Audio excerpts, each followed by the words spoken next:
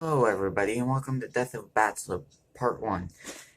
I've heard this album before. I just want to start out by saying that what I'm going to do is I'm going to re-listen to it, just skip through it, kind of give a lot of my thoughts on it.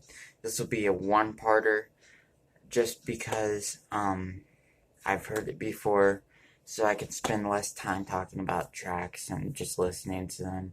And yeah, let's jump right into it. Victorious.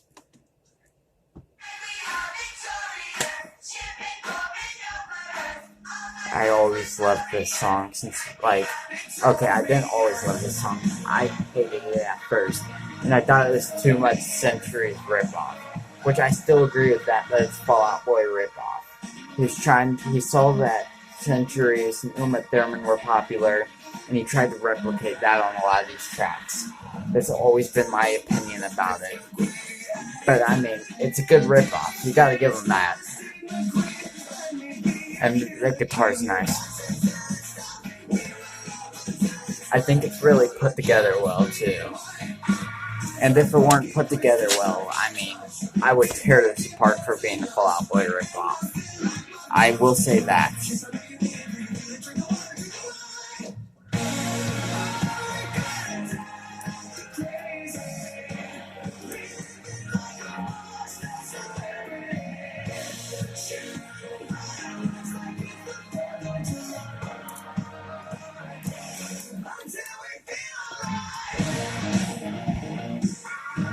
I mean, I remember the first time I probably heard this.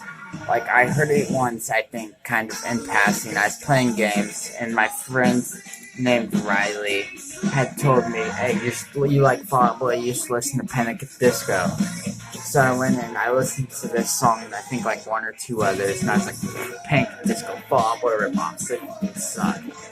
And then I heard this song again at a dance when I had not my full attention on it, but it sounds epic over like those blaring speakers, and you can just like pump your fist to it.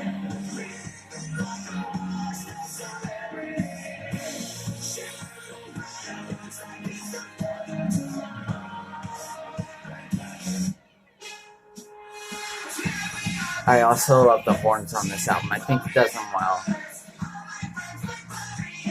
I mean, you're gonna hate me later because I don't like Death of a Bachelor, but here, I want to hear this last chorus. And like I said, I will be just like skipping around through it because I've heard it all before, so it isn't really a reaction, just to kind of get my views. This drumming here, that it's very simple, but it works for the song. Yeah, I forgot how much I like that song. Victorious. It's a hard one to place for me. 7.8 out of 10, I guess. Now don't threaten me with a good time. Here we go. This track is amazing. I love this sample too, even though I've never heard the original song, and I need to go listen to it. And that drum build up. And then it just goes wild.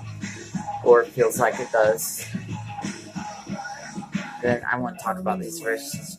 That little piano, just that piano hit, and then the drums in the background, and that going clapping, it all works perfectly. I mean, it feels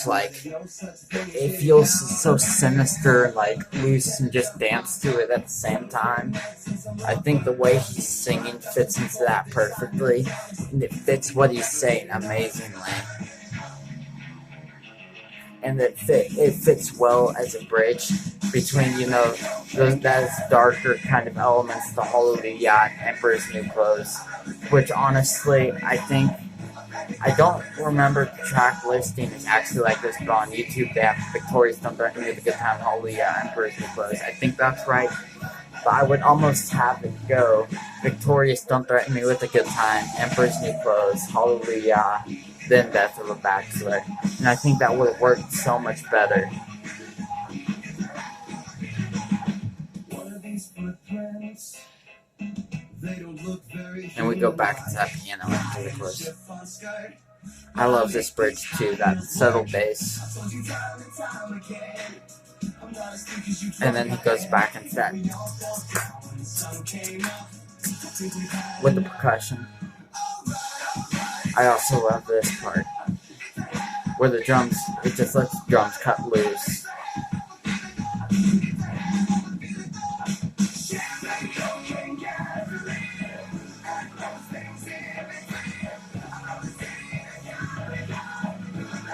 And this part,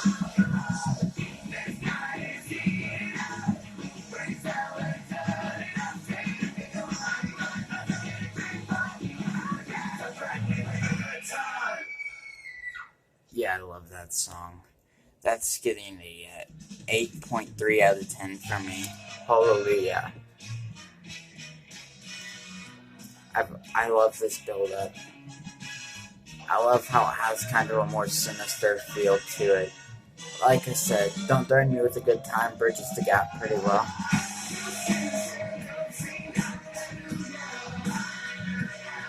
The singing on this track's nice. When it repeats here, time to cut up.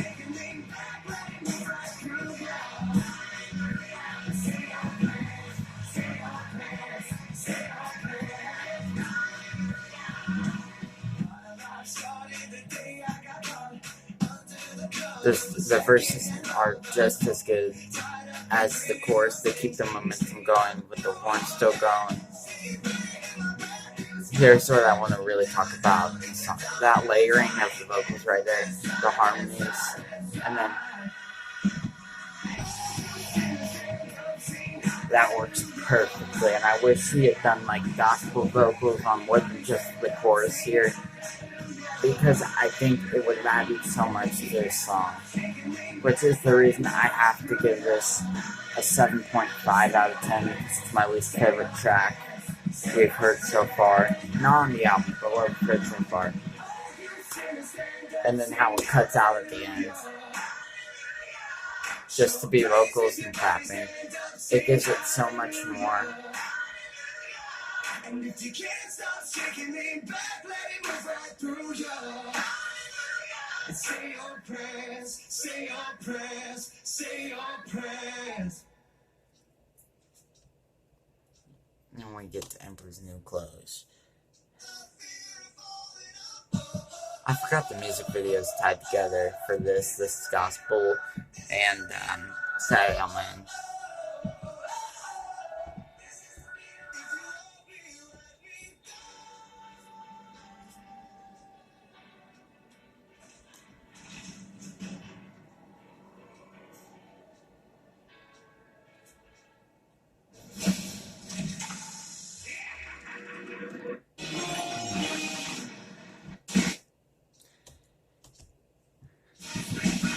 We need to talk about the electronics, because this is how you do electronics.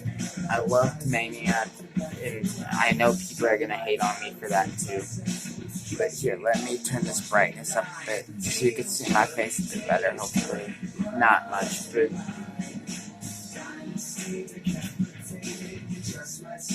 I love that left, right, left, right.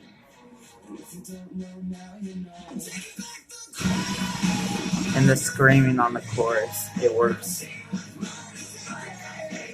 And every time he does a high note, like there, but there's a better one coming too. I love this like sinister voice here. It fits those electronics incredibly. This is how you do electronics, not that shit on the last album that I didn't like very much.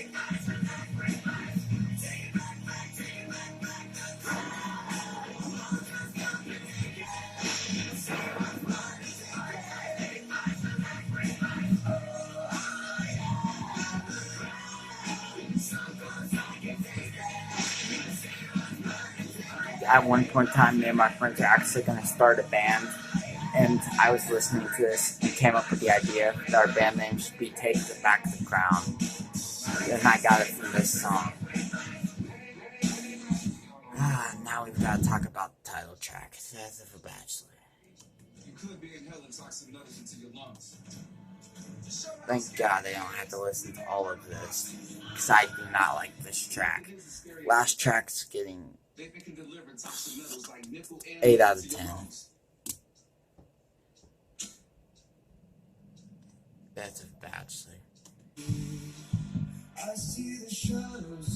I think it starts out perfectly, kind of with that bass. I wish it was more real sounding bass. And that snap. I wish that snap was also more real sounding too. But then his vocals are perfect and everything, and those horns are just nice enough. And that snare's good there too. Then we get to this. And that takes that little like snap, like cymbal sound almost in the background. It just destroys the song in my opinion. I don't like that high note of it. This song's one that grows and shrinks on me because I like the verses and the bridge, but not the chorus. Where's the bridge? I like this part. It's not really a bridge, more of a breakdown almost, but... And when that hits that, yeah.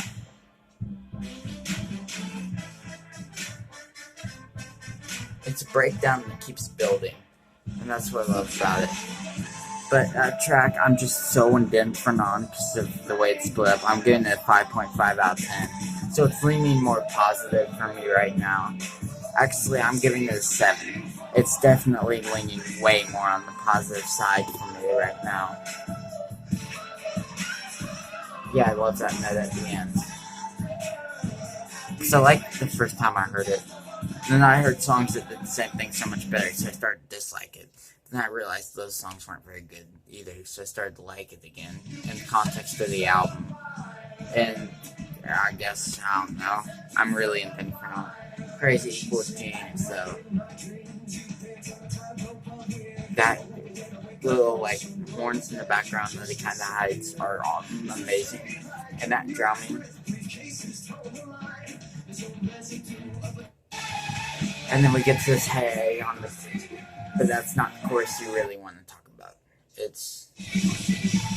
Here we go. This is the part that needs discussed. I gotta go back more. Alright. So it breaks down, it slows down after this chorus, and it goes right into this.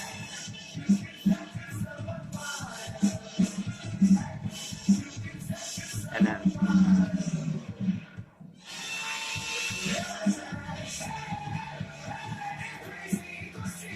Yeah, I love this song. It's a great song to run to, I think. And it's easily getting an 8 out of 10 for me. Here we get stuff. I feel like the second half of this album is so much stronger than the first for some reason. And that, I don't know why I feel that way. I just do. But there's kind of...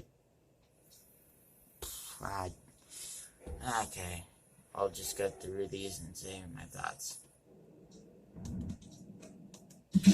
Okay, so LA Diva T. Here's the problem with this. Okay, so I heard this, right? And I thought this was like the greatest thing in the world for a while. I loved it. Then I heard The Good and the Bad and the Dirty, which is basically the same song, done better in my opinion. This song's still great to listen to. But I don't come back to this song very much because of The Good, Bad, and Dirty. And they'll talk more about the reason I like this when I talk about Good, Bad, and Dirty. So for now, we'll just leave that like that there. And I'm going to give this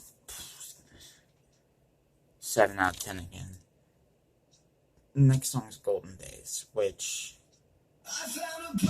it starts out really danceable, which I love about it. And then we hit this,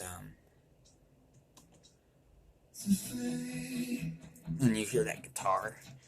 Dude, I love that guitar. It's so just like crisp and gives it so much.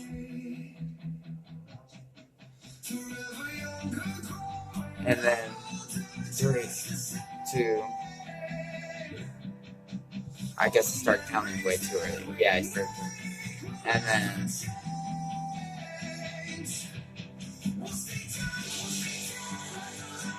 it's not really a song you could dance to, but it doesn't need to be because how just like kind of smooth and explosive it is at the same time. And it hits that feel that he's going for on every song on the last album perfectly.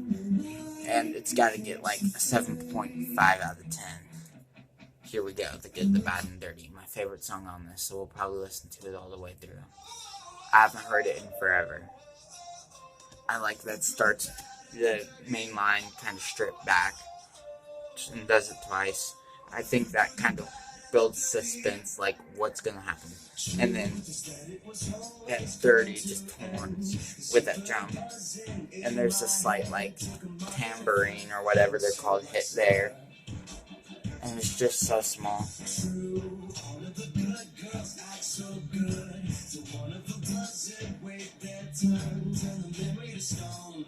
And then he rides that bass up and down in the back. And then build it.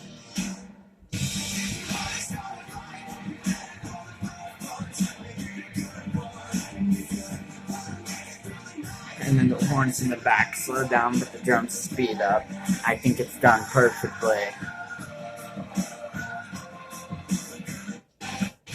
Here, I'm going to skip forward a bit. Because I want to hear this bridge. That's my favorite part of the song. It's what makes this song, in my opinion. How it kind of breaks down, but keeps up the momentum and the drums on the chorus. And it slows down those, like, strings and horns in the back even more. And it speeds up the drums even more, I think. And it just works perfectly.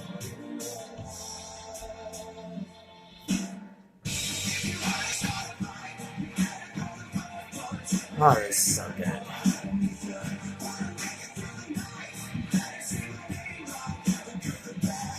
This is getting 8.5 out of 10. I love this song so much. Actually, I take that back. House of Memories might be tied for my favorite on here. But this one I don't have as much to say about, because I feel like it works for the same reasons a lot of other tracks on here work. The drums, just everything's so good about this track, and there's not much more I can say about it. Like that piano, and the way he sings is perfect.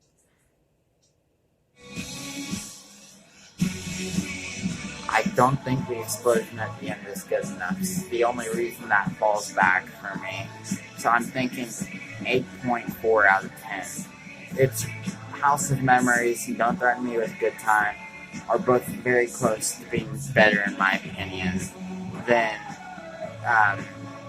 The Good, the Bad, and the Dirty. And then, yeah, I don't really like this. It's just, I think everything else is so fast-paced on this album, and I don't think it works here. Because it's just fast song, fast song, fast song, fast song, semi-fast song, and then just Impossible Year, piano ballad. And it's very repetitive, too. That's the other problem I have with it. And yeah, it's definitely my least favorite track on the album, getting a 6.5 out of 10. Even though I love the vocals on this track, I can't say. But yeah, this has been Alternative Review. Review of Death, review dash reaction, not really a reaction to Death of a Bachelor. It's getting... See... I gave 8.86. It's gonna have to be 7.5 out of 10. Because I don't like it as much as a lot of their other albums. I think the guitars are nice. I think everything's good about it for what it is. But what it is isn't as good as what Panic! At the Disco was, if that makes sense. Yeah, this has been a reaction dash review, really more of a review to Death of Bachelor by Pink Disco. See you next time on Alternative Review for the Pray for the Wicked review, reaction, more of a review.